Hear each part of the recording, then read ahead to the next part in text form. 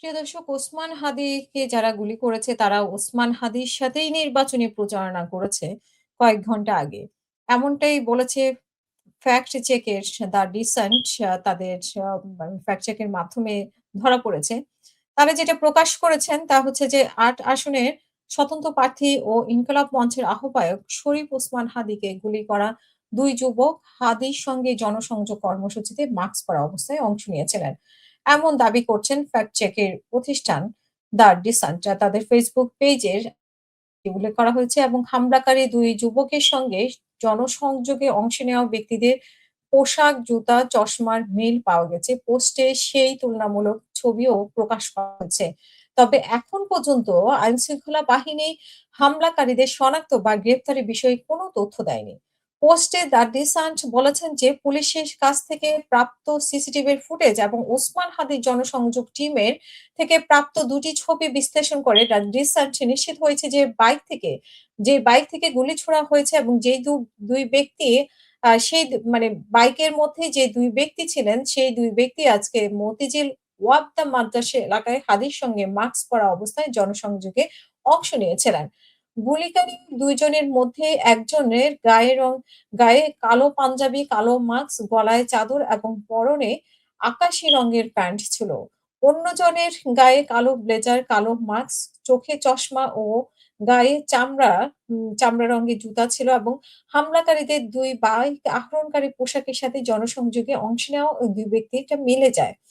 তো তাহলে পুলিশ কেন শনাক্ত করতে পারছে না এবং ২ ব্যক্তিকে কেন এখন পর্যন্ত শনাক্ত করতে পারছে না বা কোনো তথ্য দিতে পারছে না, সেটা একটি বিষয় যা ডিসেন্ট যেটা দাবি করেছে এখন পর্যন্ত। আম এবং হামলাকারীরা আসলে পূর্ব পরিকল্পিতভাবে তাদের সাথে জনসংযোগে অংশগ্রহণ করেছেন। বেশ সাহসিকতার পরিচয় আসলে দিয়েছেন। এই ধরনের একটি ঘটনা ঘটানোর আগে জনসংযোগে অংশগ্রহণ করেছেন। কিন্তু তারা নিশ্চয়ই জানতো যে এই ছবিগুলো থেকে যাবে। সো আসলে তাদের মূল পরিকল্পনাটা কি বা কেন এই ঘটনা ঘটেছে এবং এর পেছনের কারণ আরো কি কারণ মানে আরো কোন ঘটনা ঘটানোর পরিকল্পনা আছে যারা সুনির্দিষ্ট পরিকল্পনাকারী। এটা নিয়ে যদিও অনেক রাজনৈতিক বক্তব্য হচ্ছে কিন্তু সর্বোপরি আমাদের বিষয় হচ্ছে যে আমরা এটার সুষ্ঠু তদন্ত চাই এবং তদন্তের মাধ্যমে বেরিয়ে আসতে হবে। ফ্যাক্ট চেক এর মাধ্যমে আরো যেটা বলা হয়েছে যে গুলিকারীদের চিহ্নিত করেছে আজকের জনসংযোগে আরো ছবি ও ফুটেজ সংগ্রহ করার চেষ্টা করছেন তারা। এবং শুক্রবার বিকেল পর্যন্ত মানে আজকে বিকেল পর্যন্ত হাদির অবস্থা হচ্ছে যে গুলিবিদ্ধ শরীফ ওসমান হাদির অস্ত্রোপচার সম্পন্ন হয়েছে এবং সাকসেসফুলি আলহামদুলিল্লাহ সম্পন্ন হয়েছে এবং পরিবার চাচ্ছে যে ঢাকা মেডিকেল থেকে তাকে এভার কেয়ার এ স্থানান্তর করার জন্য এবং সেভাবেই স্থানান্তর করার ব্যবস্থা নেওয়া হচ্ছে এমনটাই জানানো হয়েছে। তো সর্বোপরি আমরা চাই যে ওসমান হাদির সুস্বাস্থ্য কামনা করি এবং যাতে মানে রিকভার করতে পারে আল্লাহর রহমতে সেটা আমরা চাই এবং পাশাপাশি আমরা চাই যে এই ধরনের ঘটনা যাতে নিয়ন্ত্রণে থাকে।